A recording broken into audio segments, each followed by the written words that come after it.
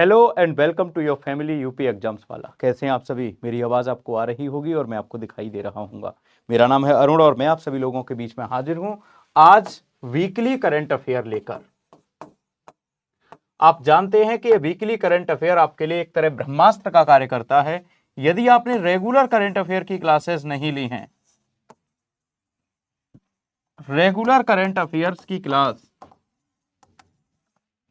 नहीं ली हैं, तो आप वीकली करंट अफेयर देखकर अपना उस फिल इन द ब्लैंक को कंप्लीट कर सकते हैं, क्योंकि आपको इस क्लास में पॉइंट टू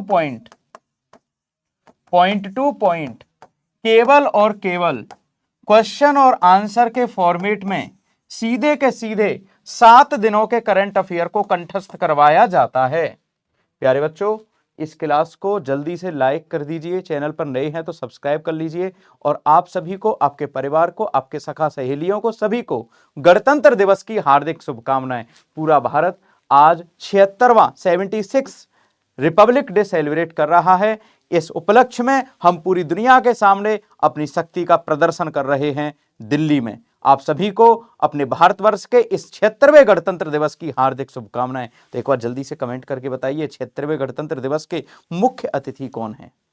सब बता देंगे। प्रबोवो सुबियांतो, जो कि इंडोनेशिया के राष्ट्रपति हैं। आपको जानकारी हैरानी होगी, आपको जानकर हैरानी होगी बच्चों कि जो पहला गणतंत्र दिवस मनाया गया था उस समय भी हमारे जो मुख्य अतिथि थे वो भी सुकर्णो थे, जो कि इंडोनेशिया के ही राष्ट्रपति थे। प्यारे साथियों, सेशन शुरू करने से पहले एक बार सेशन को लाइक कर दीजिए और आगे बढ़ते हैं। पहला सवाल है, एनडीआरएफ का कौन सा स्थापना दिवस हाल ही में मनाया गया? जल्दी से कमेंट करके बताइए, एनडीआरएफ का कौन सा स्थापना दिवस हाल ही में मनाया गया? एनडीआरएफ का कौन सा स्थापना दिवस हाल ही में मनाया गया? तो प्यारे साथियों, याद रखना है 20वां। कौन सा? 20वां। एनडीआरएफ का मतलब होता है नेशनल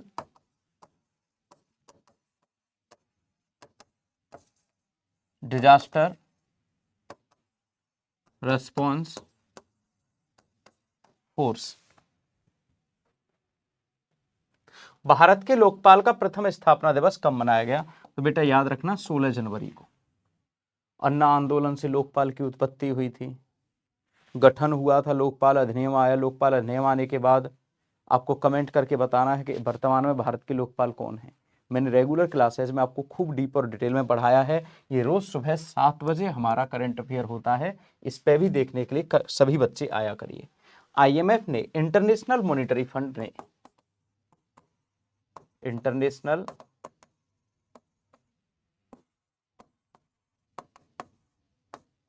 मॉनिटरी फंड ने 2025 के लिए भारत की विकास दर कितनी बताई है? तो आप याद रखिएगा 6.5%। विश्व बैंक ने 6.7% और भारत सरकार के अनुसार 6.4%।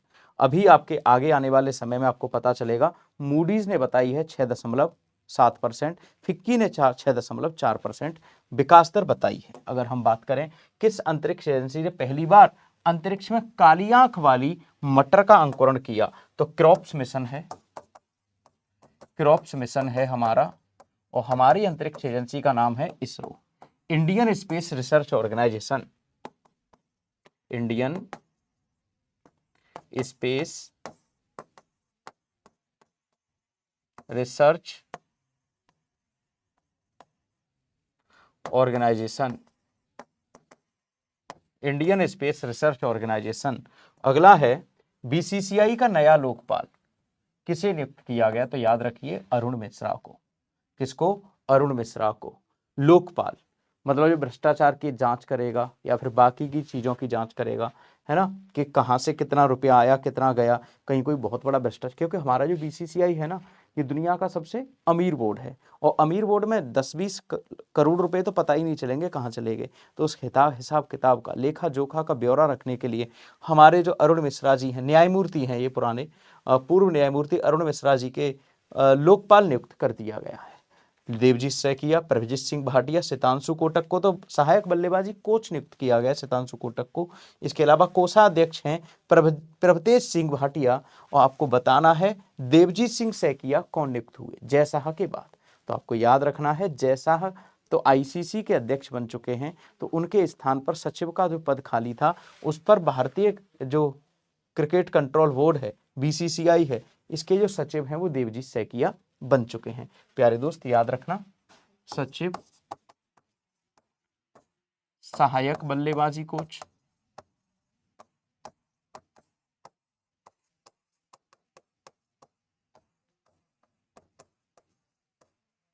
और प्रभतेज सिंह भाटिया कौन है, कोषाध्यक्ष।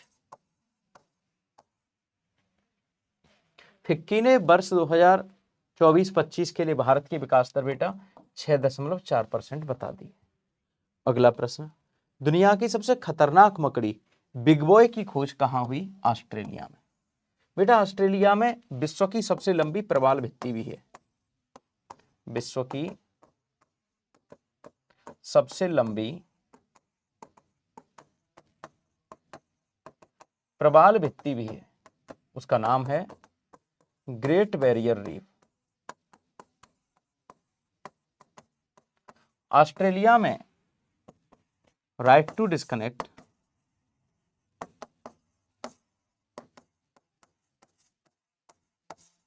और दूसरा, पहला है राइट टू डिस्कनेक्ट और दूसरा है आपका सोशल मीडिया को 16 साल से कम उम्र के बालक नहीं चला पाएंगे। 16 वर्ष इसकी एज फिक्स कर दी गई है सोशल मीडिया के लिए। तो सोशल मीडिया को 16 साल से कम एज के बालक नहीं चला पाएंगे। ये ऑस्ट्रेलिया पहला है। अच्छा, स्क्रीन टाइम भी एक देश ने निश्चित किया है, पिछले वीक ही मैंने आपको करवाया है। स्क्रीन टाइम मतलब बालक ज्यादा देर फोन या मोबाइल या टीवी या लैपटॉप की स्क्रीन के सामने देखकर नहीं बैठेंगे, चिड़चिड़े हो जाते हैं बालकों का ध्यान भंग हो जाता है। तो स्क्रीन टाइम से संबंधित नियम बनाने वाला दुनिया का देश कौन सा है? वो है आपका सिंगापुर। दोनों का मामला लगभग समान है। बालकों के स्वास्थ्य की रक्षा के लिए ऐसा किया गया है जो कि जरूरी था। सिंगापुर ने तो स्क्रीन टाइम के नियम बनाए हैं, ऑस्ट्रेलिया ने उम्र निर्धारित कर दी है, और उम्र कितनी? 16 साल। विश्व आर्थिक मंच की कौन सी बैठक दावोस में शुरू हुई? तो 55वीं बैठक दावोस में शुरू हुई, world economic forum. Davos Switzerland, और ये वार्षिक बैठक नहीं द्विवार्षिक बैठक होती हैं। आपको याद रखना है वर्ल्ड इकोनॉमिक फोरम का जो हेडक्वार्टर है वो कॉलोनी में है, कॉलोनी में है। और क्लाउस एस स्वान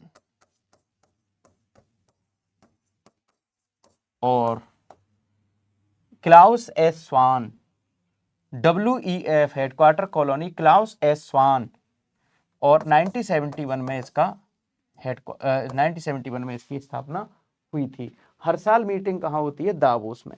कई बार आपसे पूछ लेता है ग्लोबल जेंडर गैप इंडेक्स कौन जारी करता है, ग्लोबल कॉम्पिटिटिवनेस इंडेक्स कौन जारी करता है। इसके अलावा भी बहुत सारे इंडेक्स जारी करने की जिम्मेदारी इस वर्ल्ड इकोनॉमिक फोरम की है। पटना में 85वें पीठासीन अधिकारी सम्मेलन का उद्घाटन किसने किया? अब तो 3 दिन पहले ये समाप्त भी हो चुका है। तो हमारे जो लोकसभा अध्यक्ष हैं, लोकसभा स्पीकर हैं जो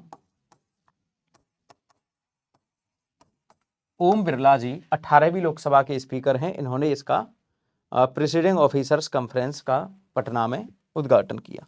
इसके अलावा अगर हम देखें खो खो विश्व कप का उद्घाटन संस्करण भारत ने जीत लिया, और नेपाल को पराजित करके। नेपाल को पराजित करके किसने जीता?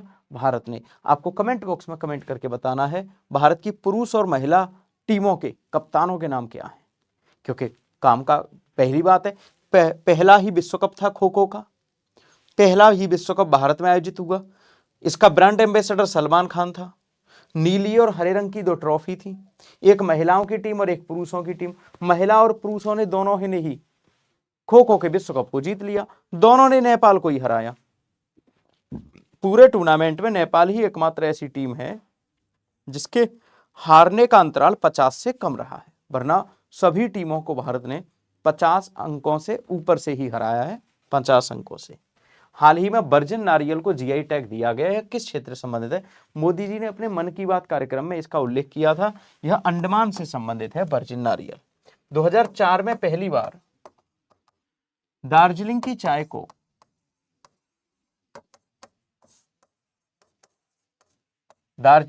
को और जीआई टैग दिया गया था। सीआरपीएफ का महानिदेशक किसे नियुक्त किया गया? तो याद रखिएगा, ज्ञानेंद्र प्रताप सिंह को सीआईएसएफ का महानिदेशक नियुक्त किया गया है। सीआरपीएफ डे कब मनाया जाता है? जल्दी बताइए। 1939 में स्थापना हुई थी। किस देश ने गाजा को सहायता पहुंचाने के लिए सबसे बड़ा ऑपरेशन चिवालरस 3.0 शुरू किया? तो याद रखना, यूएई, यूनाइटेड अरब इमारेट्स ने गाजा को सहायता पहुंचाने के लिए ऑपरेशन चिवालरस शुरू किया। इंपॉर्टेंट है, आपको याद रखना है। ऑपरेशन चिवालरस किसने शुरू किया? गाजा को सहायता। गाजा पट्टी कौन सी है? जो इजराइल और फलस्तीन के बीच के विवाद का जो प्रमुख क्षेत्र है ना, वो गाजा पट्टी है। अब उसी पट्टी में युद्ध होते रहते हैं। पट्टी का मतलब एक क्षेत्र है छोटा सा, तो वहां पर युद्ध होते रहते हैं। तो चिवालरस 3.0 गाजा पट्टी को सहायता पहुंचाने, मानवीय सहायता पहुंचाने के लिए यूनाइटेड अरब इमारेट्स का एक ऑपरेशन है।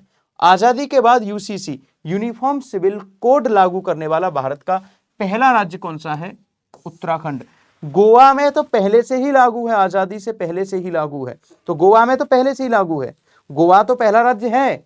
लेकिन आपका जो उत्तराखंड है, आजादी के बाद यूनिफॉर्म सिविल कोड लागू करने वाला भारत का पहला राज्य। संयुक्त राज्य अमेरिका के उपराष्ट्रपति के रूप में शपथ किसने ली? जेडी पेंस ने। जेडी वेंस ने शपथ ली। और बेटा जेडी वेंस 50वें उपराष्ट्रपति हैं। क्लियर है?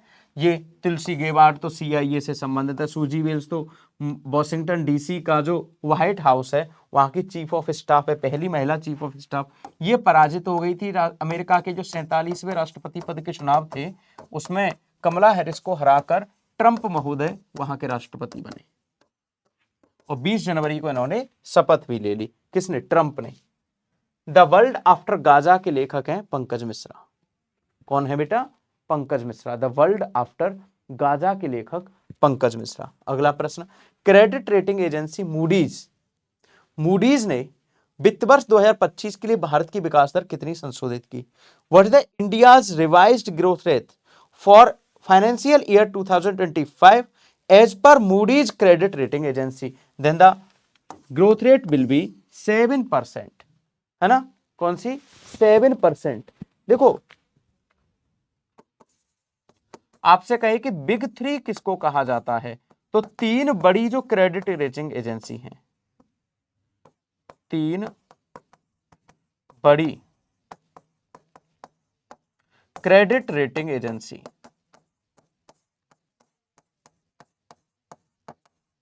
कौन सी? फिच, मूडीज और standard and poor.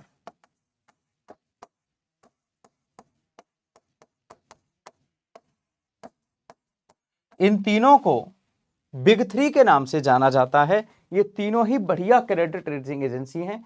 Credit rate करने का मतलब होता है किसी देश की साख की माप करना। अगर हम बहुत आसान भाषा में साख को आपको समझाना चाहें तो साख का अर्थ होता है बेटा क्या? साख का अर्थ पता क्या होता है? औकात। किसी देश की क्या औकात है, कितना रुपया है, कितना रोजगार मिला है, कितनी नौकरियां आएंगी, कितनी नौकरियां जाएंगी, इसको कहते हैं साख, क्रेडिट या फिर औकात। यहां तक समझ में आ गया? एक बार सभी थम्स अप करिए।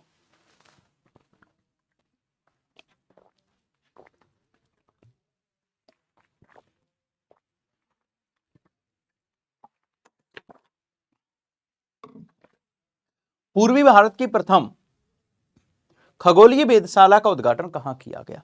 तो बेटा याद रखना है, मिजोरम। कहां पे किया गया? मिजोरम में, है ना? सॉरी, पूर्वी भारत की पहली खगोलीय वेधशाला का उद्घाटन कहां किया गया? पश्चिम बंगाल में। वो दूसरा प्रश्न याद आ गया, मिजोरम में हुआ है वो दूसरा वाला।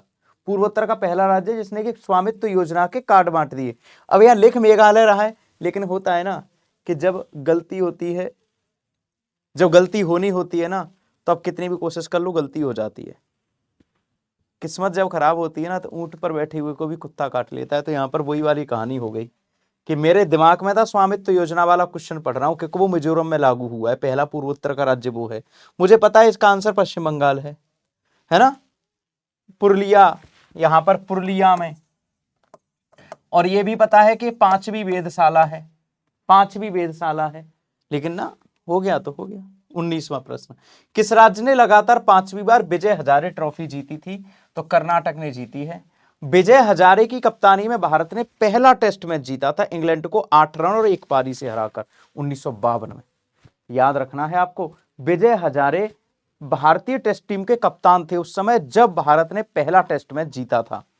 अगला देखिए, भारत सरकार किस देश को ब्रह्मोस मिसाइल निर्यात करेगी? इंडोनेशिया को।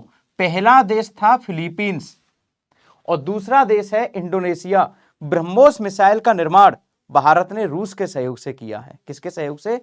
रूस के सहयोग से किया है। अगर हम बात करें प्रश्न संख्या 21, विश्व बैंक ने सिंधु जल समझौते के संबंध में किन परियोजनाओं पर विचार हेतु तटस्थ विशेषज्ञ दल नियुक्त किया, मतलब न्यूट्रल दल नियुक्त किया है? ऐसा हुआ था कि भारत ने चेनाब नदी पर रातले और किशनगंगा नदी पर किशनगंगा परियोजना बना ली। अब पाकिस्तान पहुंचा विश्व बैंक के पास कि भैया 1960 में जो समझौता हुआ था, सिंधु जल समझौता, भारत और पाकिस्तान के बीच में, इस समझौते का उल्लंघन करते हुए भारत ने 2 प्रोजेक्ट बना लिए हैं, जबकि भारत ने बनाए अपने ही क्षेत्र में हैं। ऐसा कुछ है नहीं कि मतलब वो कहीं पाकिस्तान में जाके बनाई। लेकिन ऐसा पहले एक हुआ था समझौता 1960 में, अयूब खान और जवाहरलाल नेहरू ने उस पर हस्ताक्षर किए थे। सिंधु, झेलम, चिनाब, रावी, सतलुज, ब्यास, इन 6 नदियों को लेकर समझौता हुआ था। ऊपर की 3 नदियां थी सिंधु, झेलम, चिनाब, नीचे की 3 नदियां थी रावी, सतलुज, ब्यास। तो ऊपर की 3 नदियों का 80% पानी पाकिस्तान प्रयोग करेगा, नीचे की 3 नदियों का 80% पानी भारत प्रयोग करेगा। इस समझौते का जो मध्यस्थ था वो था वर्ल्ड बैंक। अब हुआ क्या कि इस समझौते के लेकर विश्व बैंक के पास पहुंचा, तो विश्व बैंक ने कहा है ना ना बिल्कुल ठीक है, भारत ने जो परियोजनाओं का निर्माण किया है वो एग्जैक्ट, एक्यूरेट और बढ़िया जगह पर किया है। ऐसा कुछ घबराने की या डरने की आवश्यकता नहीं है। पाकिस्तान चुपचाप बैठा रहे। तो रातले और किशनगंगा, रातले किस नदी पर है? चिनाब, और किशनगंगा किशनगंगा नदी पर। सागरमाथा संवाद का आयोजन कब हुआ, कहां हुआ? काठमांडू में। और बेटा याद रखिए, बहुत बड़ा ग्लेशियर पिघल गया है जलवायु परिवर्तन के कारण। तो आपके हाथ में क्या है जिससे कि आप CO2 का एमिशन कम करें, मतलब कार्बन डाइऑक्साइड कम उत्सर्जित करें? ऐसा क्या है आपके हाथ में? एक ही चीज है, जनसंख्या कम पैदा करनी है, ज्यादा नहीं करनी। 29 मई को हर साल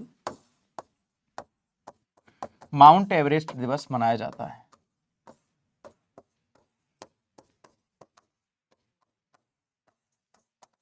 माउंट एवरेस्ट दिवस मनाया जाता है।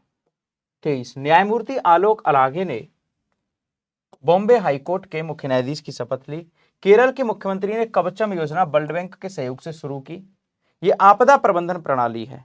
हूटर लगेंगे, माइक लगेंगे, सुनामी आने वाली है, ज्वार भाटा आने वाला है, लोगों को इसका आपदा प्रबंधन, ऐसी बहुत सारी जो डिजास्टर मैनेजमेंट तकनीकी हैं उनका प्रयोग करने वाला केरल है। कवचम नाम की एक प्रणाली है, उसमें सहयोग कौन करेगा? वर्ल्ड बैंक करेगा। बेटी बचाओ बेटी पढ़ाओ परियोजना पानीपत से शुरू हुई थी और 10वीं वर्षगांठ मनाई गई है, 2015 में शुरू हुई थी। अगला है, USA के राष्ट्रपति ट्रंप ने किस संस्था से, WHO से भी, UNO से भी और COP जो आपकी कॉन्फ्रेंस ऑफ पार्टीज है, जलवायु परिवर्तन समझौता है, उस पेरिस समझौता जो बाध्यकारी समझौता था, उससे भी अपने कदम खींच लिए। उसने कहा कि नहीं नहीं, मैं बहुत गुस्सा है ट्रंप बहुत गुस्सा है। ट्रंप इसलिए गुस्सा है कि जब कोरोना आया था तो ट्रंप बीमार हो गए थे। ट्रंप जब बीमार हुए थे बेटा, तो हुआ क्या था कि उन्होंने साफ साफ कहा था कि चीनी वायरस है, चीन ने भेजा है। उसी समय से गुस्सा है वो चीन से। अब जैसे ही सत्ता में आए हैं तो उन्होंने चीनी वायरस के नाम पर उस समय की हकीकत ये भी थी कि चाइना ने वायरस फैलाया था और पूरी दुनिया को परेशान कर दिया था। लेकिन वर्ल्ड हेल्थ ऑर्गेनाइजेशन, विश्व स्वास्थ्य संगठन ने यह माना ही नहीं था कि चीन ने ऐसा वायरस कोई फैलाया है, वो मानने को तैयार नहीं था। तो ये थोड़ा सा गड़बड़ व्यवस्था थी उस समय। तो सही भी किया है ट्रंप महोदय ने कहीं ना कहीं। चीन से अब वो पनामा नहर भी छीन लेंगे, मेक्सिको की सीमा पर आपातकाल भी लगा दिया है, कनाडा को ऑफर दिया है कि तुम हमारे 51वें राज्य बन जाओ, तुम तो वैसे ही भूखे हो, गरीब हो, तो तुम्हें तो देश बने रहने का कोई अधिकार नहीं है। ब्रिक्स देशों के ऊपर उसने 100% ड्यूटी लगाने का वादा कर दिया है, जिसमें भारत शामिल है। और जो मेल फीमेल वाला जो मुद्दा है कि ट्रंप ने कह दिया है कि केवल देश में अपने जो प्रमाण पत्र रहेगा उस पर वो केवल मेल और फीमेल ही लिखेंगे, उनको ही माना जाएगा। एक कह दिया है कि नागरिकता वाला जो मुद्दा है, बहुत ज्यादा बवंडर मचा हुआ है इस समय तो, और वहां के सुप्रीम कोर्ट ने मना भी कर दिया है कि मान लो कि कोई व्यक्ति बाहर का है और एक महिला अमेरिका की है और दोनों की शादी होके अमेरिका में रहते हैं और दोनों का बच्चा पैदा होता है, तो वो बच्चा अमेरिका का निवासी नागरिक नहीं माना जाएगा। दोनों को ही माता पिता को अमेरिका का नागरिक होना चाहिए, तभी उनका बच्चा जब अमेरिका में पैदा होगा। इसको लेकर तो बहुत बड़ा विरोध पैदा हो गया। राष्ट्रपति ट्रंप ने किस देश से सटी सीमा पर आपातकाल लगा दिया बेटा? मेक्सिको। आगे आने वाले समय में मेक्सिको की खाड़ी का नाम बदलकर अमेरिका की खाड़ी भी करने वाले हैं, जो दुनिया की सबसे बड़ी खाड़ी है। उन्होंने कहा है कि मेक्सिको हमसे इतना दूर पड़ता है, अमेरिका में खाड़ी है मेक्सिको की, नाम पड़ा हुआ है मेक्सिको, क्यों पड़ा हुआ है भैया? हटाओ इसे, अमेरिका की खाड़ी कराओ। भारत का प्रथम AIEI फैशन फोरकास्टिंग प्लेटफॉर्म कपड़ा मंत्रालय और निफ्ट दोनों ने मिलकर तैयार किया है। इसका नाम है विजन एक्स्ट। विजन एक्स्ट है ना। ये लोगों के टेस्ट के अनुसार कि इस सीजन में ये वाला ज्यादा कलर चल रहा है, ये कपड़ा लोग ज्यादा पहन रहे हैं, उसी को लोगों को ये बताएगा। सरकारी है एक तरह का। जैसे अभी सर्दी पड़ रही है तो सर्दी में सब लोग जैकेट पहन रहे हैं, तो ये पहले से ही फोरकास्ट कर देगा कि इस साल भारत में इस कलर के कपड़े पहने जाएंगे। तो कंपनियों को यह फायदा होगा, जो फैशन डिजाइनिंग वाली कंपनियां हैं, कि वो उस साल उसी रंग के कपड़े बनाएंगी। ऐसा कुछ आर्टिफिशियल इंटेलिजेंस का एप्लीकेशन है ये। हाल ही में सुभाष चंद्र बोस की 128वीं जयंती मनाएगी, क्योंकि 23 जनवरी को सुभाष चंद्र बोस की याद में पराक्रम दिवस मनाया जाता है। कौन सा दिवस? पराक्रम दिवस मनाया जाता है। राष्ट्रीय बालिका दिवस 24 जनवरी को मनाया जाता है। इसी दिन इंदिरा गांधी प्रधानमंत्री के पद पर आसीन हुई थी। महिला सशक्तिकरण के लिए हर साल राष्ट्रीय बालिका दिवस मनाया जाता है। प्यारे बच्चों, न्यायमूर्ति देवेंद्र कुमार उपाध्याय ने किस हाईकोर्ट के मुख्य न्यायाधीश के पद की शपथ ली? तो याद रखिएगा, दिल्ली हाईकोर्ट के मुख्य न्यायाधीश के पद की शपथ ली। प्रथम ओलंपिक अनुसंधान सम्मेलन की मेजबानी कौन करेगा? तो गुजरात का गांधीनगर, क्योंकि गांधीनगर में ही प्रथम ओलंपिक अनुसंधान संस्थान है। ओलंपिक अनुसंधान संस्थान कहां पर है? गांधीनगर में, और वहीं पर इसका मेजबानी होस्ट किया जाएगा। फोर्ब्स पत्रिका में एलन मस्क पहले नंबर पर, जेफ बेजोस दूसरे और मार्क जुकरबर्ग तीसरे।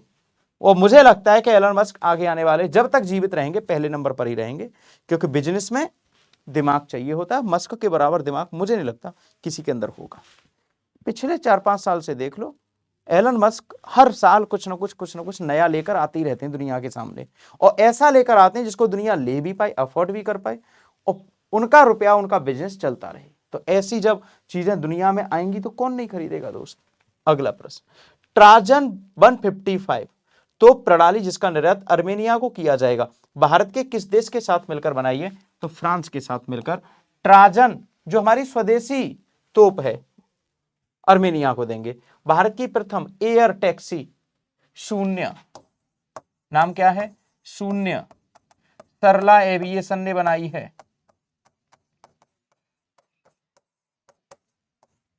तो ये कहां पर है? बेंगलुरु। कहां पर है? बेंगलुरु। माइकल मार्टिन को किस देश का प्रधानमंत्री चुना गया? तो याद रखना, आयरलैंड का। कहां का? आयरलैंड का। अमेरिकी सीनेट ने किसे CIA के निदेशक के रूप में मंजूरी दी? John Ratcliffe. ये विदेश मंत्री हैं, और सुनने में आ रहा है कि रक्षा मंत्री, लेकिन 100% खबर सही हो ऐसा जरूरी नहीं है। ट्रंप साहब का मूड है, कल इनसे गुस्सा हो जाए तो हटा दें। और JD वेंस को vice president of United states of America बनाया गया है। जो 50वें वाइस प्रेसिडेंट है। किस भारतीय लघु फिल्म को 2025 के लिए एंट्री दी गई? तो वो है आपका अनुजा मूवी। कमेंट बॉक्स में कमेंट करके बताइए इसके निर्माता और निर्देशक कौन है। क्लियर है? अगला प्रश्न, राष्ट्रीय मतदाता दिवस कब मनाया जाता है? 25 जनवरी 1950 को राष्ट्रीय मतदाता दिवस 25 जनवरी 1950 को मतदाता आयोग की स्थापना हुई थी, इसलिए 25 जनवरी को हर साल क्या मनाया जाता है? मतदाता दिवस। 15वां मनाया जा रहा है इस साल। कौन सा? 15वां मनाया जा रहा है। 2011 में पहला मनाया गया था। आज का अगला सवाल, फिडे शतरंज विश्व कप 2025 की मेजबानी बेटा भारत करेगा। डी गुकेश फिडे शतरंज चैंपियनशिप जीतने वाले सबसे युवा भारतीय हैं, जिनको इसी उपलक्ष्य में मेजर ध्यानचंद पुरस्कार भी दिया गया था। प्यारे साथियों, ग्लोबल फायर पावर इंडेक्स 2025 में भारत की 4th रैंकिंग है। पहले पर यूएसए है, दूसरे पर रूस है, तीसरे पर चीन है, चौथे पर भारत है, 5वें पर दक्षिण कोरिया है और दुश्मन नल्ला पाकिस्तान 12वें नंबर पर है।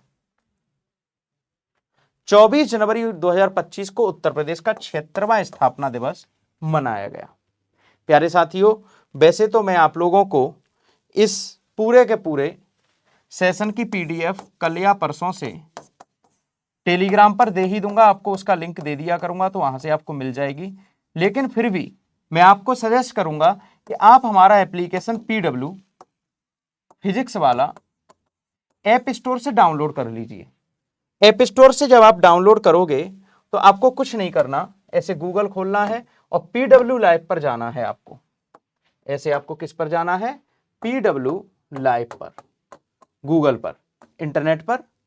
आप चाहें तो पीडब्ल्यू लाइव पर चले जाइए, चाहे तो मोबाइल से, चाहे तो लैपटॉप से, किसी से भी। ऐसे आपके सामने एक वेबसाइट आकर खुलेगी, ऐसे एक आदमी आएगा जिसके मन में बहुत सारे विचार आ रहे होंगे।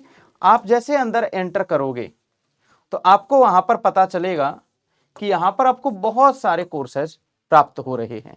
जैसे यहां से अगर हम बात करें तो यहां पर कैट डाल रखा है किसी ने, तो हम यहां से पहुंचेंगे अपने होम पेज पर। किस पर बेटा? होम पेज पर, है ना। तो यहां पर क्योंकि ये ओपन कर रखा होगा किसी ने अपना, हाँ जी, ये ओपन कर रखा है किसी ने अपना आईडी डाल के, ठीक है। तो यहां से हम ओपन नहीं कर रहे, हम केवल पीडब्ल्यू लाइव पर जा रहे हैं।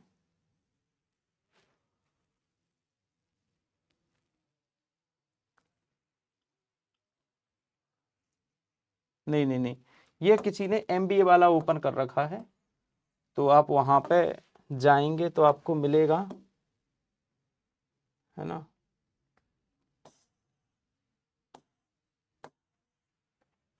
खैर,